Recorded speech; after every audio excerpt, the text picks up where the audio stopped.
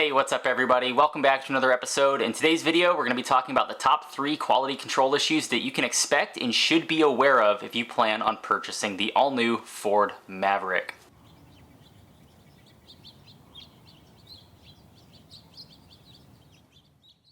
So most of what we talk about in today's episode is going to be based off of my own personal experiences. If you guys are just tuning in for the first time, I myself own a 22 XLT EcoBoost with the FX4 all-wheel drive off-road package and the 4K towing package. I've been driving my truck around for about 6 months now, and I've put just over 11,000 miles on it so far. So I've had quite a bit of time behind the wheel to really see some of these issues start arising. Now additionally, some of what we talk about today is also going to be based off of things that I've seen from other Maverick owners posted in various online forums, as well as different Facebook groups, and talking to other Maverick owners directly in person face to face. So everything that we talk about is going to be a widely known issue that's common amongst most Maverick owners. It's not going to just be weird one-off things that maybe one person has here and there. So with that being said, let's get into it, guys. Top 3 quality control issues that you can expect when purchasing a Ford Maverick. Number 3, the overall poor quality of the cheap plastic interior components. It's really no secret that Ford cut a lot of corners when designing and building the Maverick in order to be able to offer it at such a cheap and affordable price to consumers like you and me. But that's not to say that they still didn't go out of their way to develop an incredibly unique and stylish interior across all 3 trim levels, with the XLT definitely being my personal favorite. However, even though the interiors on these trucks look really cool, that's not to say that they are not of the cheapest quality, because they most certainly are of the absolute cheapest quality. The plastic that makes up nearly the entire inside of these trucks is pretty soft and scratches very easily. Just a little bit of sand or the hard tip of a vacuum hose or even your fingernail can leave some pretty serious marks on the plastic, and it's really just unavoidable. With how soft the plastic is, loading anything from groceries to camping gear, fishing gear, putting the car seat in, your kid's fingernails as he's flailing around scratching the doors, all of that stuff is going to leave pretty bad marks on the inside of your truck. And like I said a second ago, it's just something that you really can't avoid with how soft this plastic is, and there really isn't a way to fix it once it happens either. However, on a more positive note, I do still have to give that interior plastic some sort of credit, because one problem that I haven't had yet that I fully expected my truck to suffer from pretty early on is that plastic getting hot and melting in the Florida summertime heat that we have down here. That's an issue that a lot of other economy vehicles suffer from, and something that I fully expected the Maverick to suffer from as well with how cheap it comes in overall. But I haven't had that issue yet, and I've been pleasantly surprised so far, to be honest with you guys. For me personally, I actually really love the interior choice that Ford chose across all 3 trim levels of this truck. I think they did a great job of keeping it stylish and cool while also keeping it cheap and utilitarian all at the same time. And I don't really care about the quality of that interior plastic and having those scratches on there. I bought my truck specifically as an adventure rig and a daily driver. I knew that I was going to be using it for stuff, loading things in at Lowe's, loading camping gear, taking it down the trails, fishing, screwing around, all that kind of stuff. So it's not something that really bothers me. It's something that I fully expected. But if you're somebody that has to have the inside of your truck perfect at all times, and you know that that's going to bother you, that could definitely pose an issue.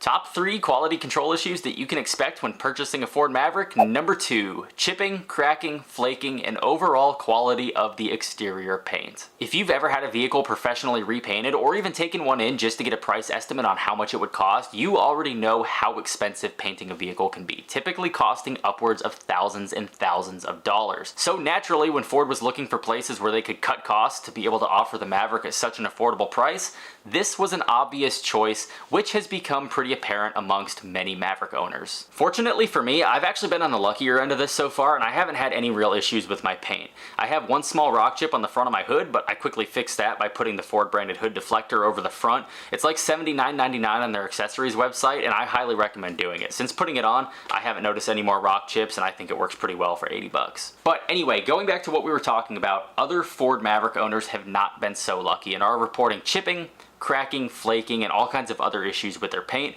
specifically in high wear areas on the truck, like the edges of your wheel wells, your front bumper, and of course, the front of the hood. While paint issues can be pretty annoying and nobody likes having a chipped up truck, this is kind of just another one of those the price you pay for a cheaper price kind of things, to be honest with you guys. The good news though is there are definitely steps that you can take to help preserve the cheap quality paint on these trucks. Options like ceramic coating or paint protection films will definitely increase the longevity of your paint, so it's not a huge deal, but definitely something that you should be aware of if you plan on purchasing one of these trucks. And finally, the number one quality control issue that you can expect and should be aware of if you plan on purchasing a Ford Maverick. The overall poor quality of the speaker system and the entertainment touchscreen that accompanies it. I chose this one specifically for the number one spot due to the overwhelming amount of complaints that I've seen from fellow Maverick owners online, as well as experiences that I've had with the system in my own personal truck. First of all, the speakers are definitely not the most high-end system out there, and they sound okay,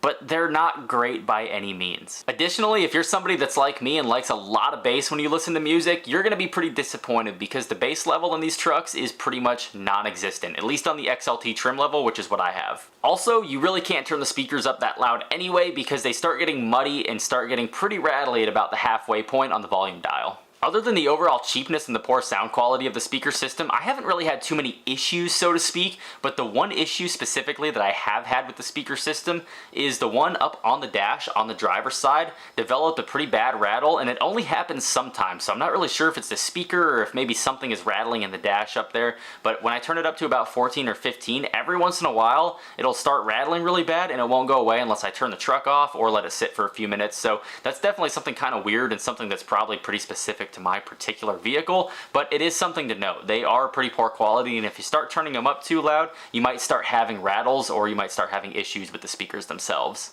More important than the issues that people are having with the speakers, however, are the issues that people are reporting with the entertainment touchscreen itself. They have a pretty bad tendency to freeze up once in a while, and overall, they're just pretty slow to respond to commands when you actually touch the screen to control it. Alright, we've got a baby joining us for the rest of the video because he has woke up and he is not super happy sitting all by himself behind the camera. Anyway, where were we? Oh yeah. Also, additional problems that people are noticing are if you're somebody that likes using the CarPlay option, whether it be Apple or Android, both of those work very, very poorly in this truck. This is an older generation of CarPlay. I think they put 3 in this one, and the newest one was 4 when it came out, if I'm remembering correctly. Don't quote me on that. But the older system has that tendency to freeze up. It won't pair with your phone sometimes, and it has all kind of issues. I personally don't use CarPlay. I just connect the Bluetooth, and that usually works pretty well, and I've only had a couple issues with my personal screen in my truck freezing up. I think it's happened like 3 or 4 times now, and it was pretty easy for me to fix just by turning the truck off and turning it back on. But I have read things from other people where they actually had to turn the truck off and actually disconnect power from the battery and do a complete hard reset to get that screen to unfreeze itself or connect to the phone. The only other problem that I've had is one time my phone disconnected, and when I reconnected it, it said it was connected on the phone, but it wasn't registering on the truck. But when I played music on the phone, it was playing as if it was connected to the Bluetooth in the truck anyway. So that only happened one time, turned the vehicle off, turned it back on. Didn't have any more problems. Overall, I think I've only had an issue with it like 5 times. Other than that, it just responds kind of slow, like I mentioned a second ago. You'll press a button on the touchscreen and it'll take a second for it to do it, but I really like it. It works well. Like I said, use Bluetooth instead of CarPlay and you won't really have any problems. For me, it's not a huge issue because the price of the truck is so low that it really makes up for all of the issues that we've talked about in this episode, including the screen, including the paint, and including the issues with the interior plastic. And I think that's something extremely important for you guys to remember. Yes, there are quality control issues on the Maverick because it's a cheap vehicle. However, because it is a cheap vehicle, those quality control issues are to be expected.